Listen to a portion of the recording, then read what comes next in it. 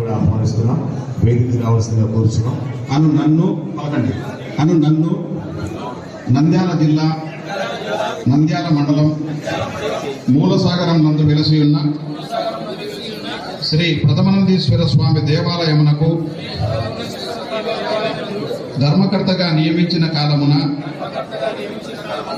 నేను నా శక్తి సామర్థ్యములు వినియోగించి విశ్వాసపూర్వకముగా విచక్షణ జ్ఞానముతో నిర్భయుడనై దేవాలయం అభివృద్ధియే దృక్పథముగా నుంచుకొని ఆంధ్రప్రదేశ్ ధర్మాదాయ హిందూ దేవాలయ సంస్థల విధులను గూర్చిన 1987వ సంవత్సరం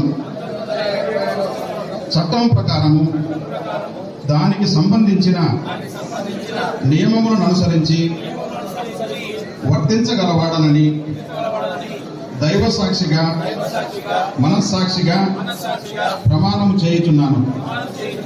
ధర్మకర్తగా నాకు తెలిసిన లేక తెలియబడిన రహస్య విషయము ఏదేని గాని నా ధర్మకర్త బాధ్యతను సక్రమముగా నిర్వహించుటకు ఏ వ్యక్తికి గాని వ్యక్తులకు గాని సమక్షమున గాని పరోక్షమున గాని తెలుపగా రహస్యముగా నుంచుదునని ఇందు మూలముగా దేవుని సాక్షిగా మనస్సాక్షిగా ప్రమాణం చేయుచున్నాను.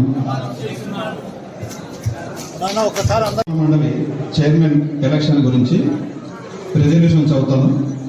నంద్యాల జిల్లా నంద్యాల మండలం మూలసాగరం నందు వెలిసి ఉన్న శ్రీ ప్రథమానందేశ్వర స్వామి దేవస్థానములకు నూతన ధర్మకర్తల మండలి అధ్యక్షుడిని ఎన్నుకున్న విషయం గురించి నంద్యాల జిల్లా నంద్యాల మండలం మూలసాగరం నందు వెలిసి ఉన్న శ్రీ ప్రథమానందేశ్వర స్వామి దేవస్థానములకు నూతన ధర్మకర్తల మండలి అధ్యక్షునిగా శ్రీ సి వెంకటాచలం బాబు గారి పేరును శ్రీ బి రామకృష్ణారెడ్డి గారు ప్రతిపాదించగా శ్రీమతి ఎం లక్ష్మీదేవి గారు బలపరిచి ఉన్నారు.